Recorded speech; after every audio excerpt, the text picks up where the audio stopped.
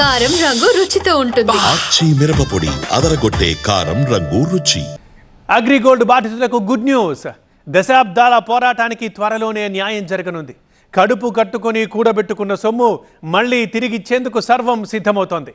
మరి నష్టపోయిన బాధితులకు ఏ విధంగా ఈడీ సొమ్ము రికవరీ చేయనుంది?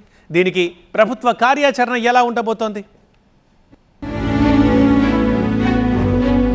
అగ్రిగోల్డ్ బాధితులకు భారీ ఊరట లభించనుంది. సీజ్ చేసిన అగ్రిగోల్డ్ ఆస్తులను పంచేందుకు ఈడీ రెడీ అయింది. కోర్టు ఆదేశాలతో ప్రక్రియ ప్రారంభం కాబోతుంది.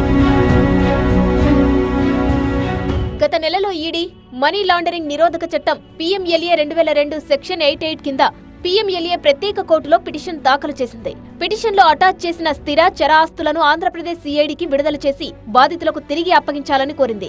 దీనిపై విచారించిన PMLA కోర్టు బాధితులకు ఆస్తులు పంచేందుకు జూన్ 10న అనుమతిచ్చింది. కోర్టు ఆదేశాలతో 397 స్థిర ఆస్తుల పునరుద్ధరణకు మార్గం సుగమమైంది. వీటిలో 380 ఆస్తులు ఆంధ్రప్రదేశ్లో, 13 తెలంగాణలో, 4 కర్ణాటక రాష్ట్రాల్లో ఉన్నాయి. వీటిలో వ్యవసాయ భూములు, నివాస, వాణిజ్య స్థలాలు, అపార్ట్మెంట్లు ఉన్నాయి. అగ్రిగోల్డ్ గ్రూప్ స్కామ్ పై 2018లో ఈడీ దర్యాప్తు ప్రారంభించింది. ఆంధ్రప్రదేశ్, తెలంగాణ, కర్ణాటక, ఒడిశా, అండమాన్ నికోబార్లలో నమోదైన పలు FIRల ఆధారంగా కేసు ఫైల్ అయింది. అగ్రిగోల్డ్ కంపెనీ రియల్ ఎస్టేట్ వ్యాపారం పేరుతో పొంజీ స్కీమ్ను తీసుకొచ్చింది. స్కీమ్ను విపరీతంగా ప్రచారం చేసి జనంలోకి తీసుకెళ్లింది. వేలాదిగా కమిషన్ ఏజెంట్లను హైర్ చేసుకుని ముమ్మరంగా పబ్లిసిటీ ఇచ్చింది. దాదాపు 19 లక్షల మంది డిపాజిటర్స్ నుంచి 6,380 కోట్లు అగ్రిగోల్డ్ వసూలు చేసింది. 130కి పైగా కంపెనీలను ఏర్పాటు చేసి ప్రజల నుండి ప్లాట్ అడ్వాన్స్ పేరుతో డిపాజిట్లను సేకరించింది. అలా వసూలు చేసిన డబ్బును అగ్రిగోల్డ్ సంస్థ ప్రజలకు తెలియకుండా పవర్, డైరీ, ఆరోగ్యం, ఎంటర్టైన్మెంట్, వ్యవసాయ రంగాల్లో పెట్టుబడులు పెట్టింది. అయితే ఒప్పందం ప్రకారం డబ్బును వెనక్కి ఇవ్వడంలో అగ్రిగోల్డ్ విఫలమైంది. లక్షలాది మంది ఖాతాదారులను నిలువునా ముంచింది. దేశంలోనే అతిపెద్ద స్కామ్లో అగ్రిగోల్డ్ కుంభకోణం ఒకటి.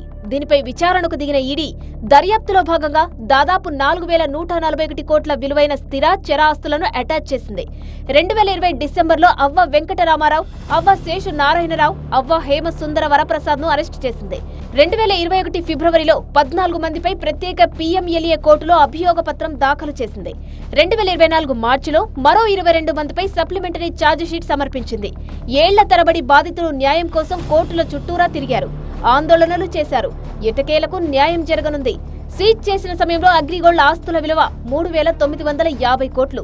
అయితే ప్రస్తుత మార్కెట్ విలువ 7,000 కోట్లకు పైగా ఉంటుందని ఈడీ అంచనా వేస్తుంది. ఇందులో 611 కోట్ల విలువైన ఆస్తుల విలువ ప్రస్తుతం 1000 కోట్లకు మించి ఉండే అవకాశం ఉంది. ఏపీ CID సహకారంతో బాధితులకు ఆస్తులను పంపిణీ చేసేందుకు ఈడీ సన్నాహాలు చేస్తుంది. ఆస్తుల పంపిణీ పారదర్శకంగా, చట్టబద్ధంగా నిర్వహించేందుకు ఆంధ్రప్రదేశ్ ప్రభుత్వం రాష్ట్ర, జిల్లా స్థాయి కమిటీలను ఏర్పాటు చేసింది. రాష్ట్ర స్థాయి కమిటీకి ముఖ్య కార్యదర్శి అధ్యక్షత వహిస్తారు. అలాగే జిల్లా స్థాయిలో జాయింట్ కలెక్టర్ లేదా రెవెన్యూ డివిజనల్ ఆఫీసర్ నేతృత్వం వహిస్తారు. ఆస్తుల ధృవీకరణ, సబ్ రిజిస్టర్ కార్యాలయం నుండి విలువల సేకరణ, అధికారిక సంస్థల నుండి సరసమైన మార్కెట్ ధరలను పొందడం, రెవెన్యూ రికార్డులలో ఆస్తుల మ్యూటేషన్ను నిర్ధారించడం వంటి కీలక బాధ్యతలు ఈ కమిటీలు నిర్వహిస్తాయి. మొత్తానికి అగ్రిగోల్డ్ స్కామ్ లో బాధితులు దశాబ్ద కాలంగా న్యాయం కోసం పోరాడుతున్నారు. ఈ స్కామ్ లో చాలా మంది తమ జీవనాధారాన్ని కోల్పోయి ఆర్థిక సంక్షోభంలో కూరుకుపోయారు. ఈడీ ఆస్తులను పంచేందుకు సిద్ధమవుతున్నప్పటికీ పంపిణీ ప్రక్రియలో పారదర్శకత అవసరం. బాధితుల సంఖ్య అధికంగా ఉండడం, ఆస్తుల విలువలో వైవిధ్యం వంటి సవాళ్లను కమిటీలు అధిగమించాల్సి ఉంది.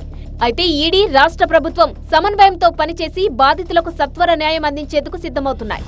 ప్రక్రియ విజయవంతమైతే లక్షలాది మంది బాధితులకు ఆర్థిక ఊరట లభించినట్లే.